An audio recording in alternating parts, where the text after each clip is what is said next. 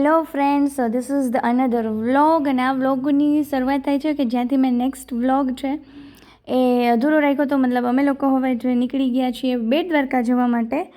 તો on the way to Bet Dwarka. નાની હતી ને ત્યારે બોટમાં બેસીને ગયા હતા. હા ભાઈ, ખુશી બનાના ખાઈ લે, એ જોઈ લ્યો.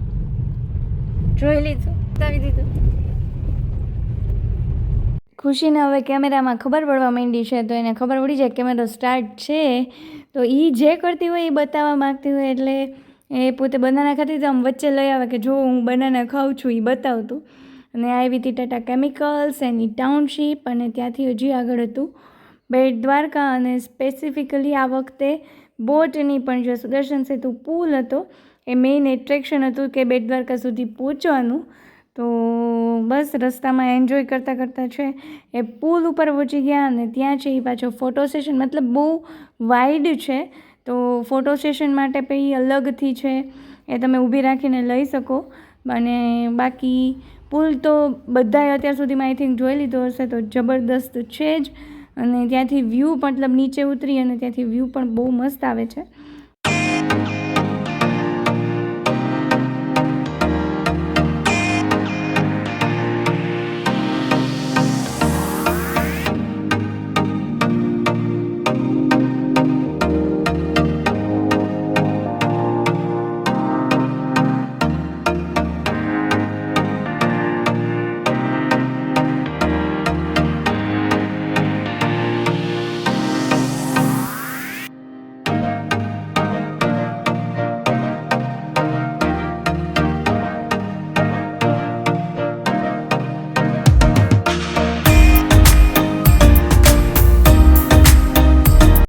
લોકોએ સુદર્શન જે સેતુ પુલ બન્યો છે એન્જોય કરી લીધો અને પછી ત્યાંથી પહોંચી ગયા હતા બેટ દ્વારકામાં.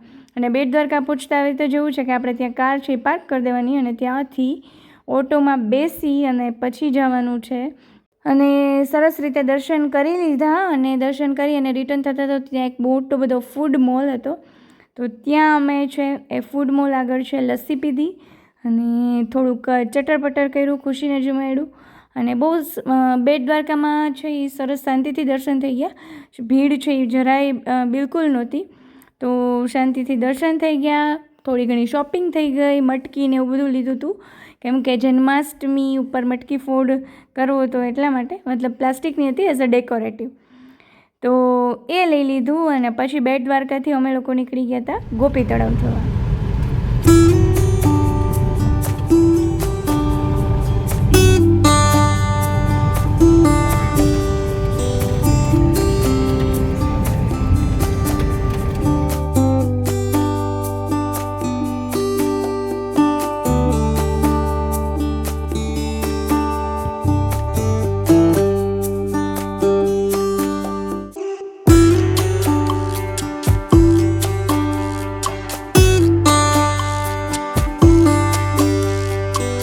હમુસર આવ્યું, મને ગામનું નામ કેવું છે ને, હમુસર.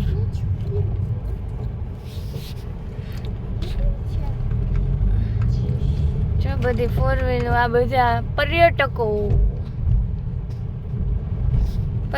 જ કહેવાય ને, દર્શનાર્થીઓ. તો આ અમે લોકો પહોંચી ગયા હતા ગોપી તળાવ. આપણે બેટ દ્વારકાથી નાગેશ્વર જ્યોતિર્લિંગ તરફ જતા હોય તો ત્યાં રસ્તામાં જ આવે છે. અને એક વખત આ પ્લેસ છે એ જરૂર વિઝિટ કરવા જેવું છે. મને યાદ નથી કે આની પહેલાં મેં ક્યારેય જોયું હોય, કેમ કે દ્વારકા બેટ દ્વારકા બધે જયેલા હોય, પણ આ પ્લેસ ઉપર હું ફર્સ્ટ ટાઈમ આવી હતી અને મને બહુ જ ગમ્યું. તો ગોપી તળાવની પ્રાચીન મતલબ 5000 વર્ષ કરતાં પણ વધારે જૂનું સ્થળ છે.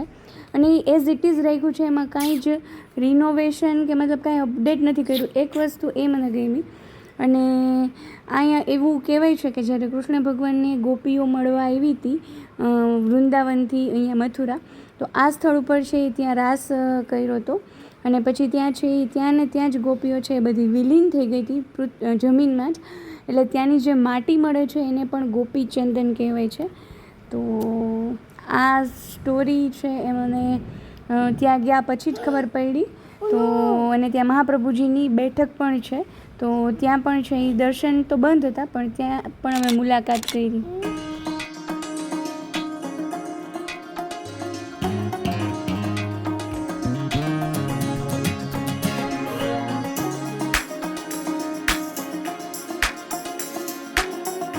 few moments later.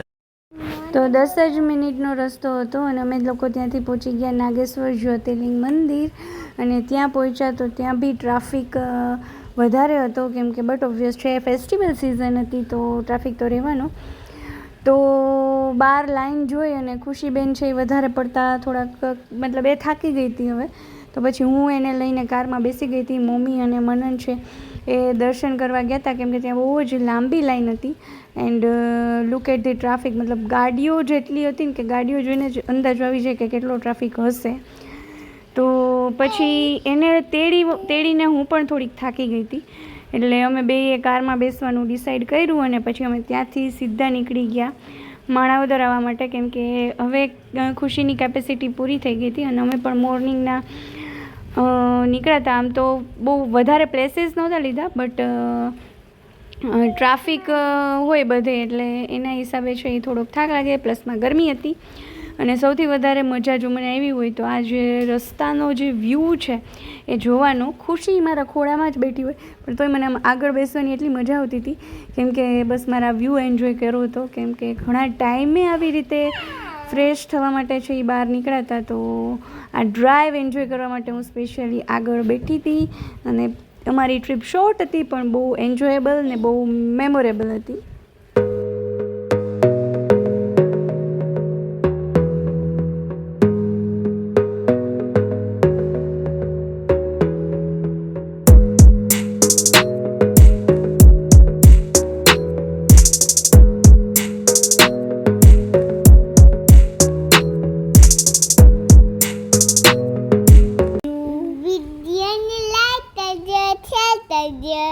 Bye bye, good night. Subscribe કરી દેજો.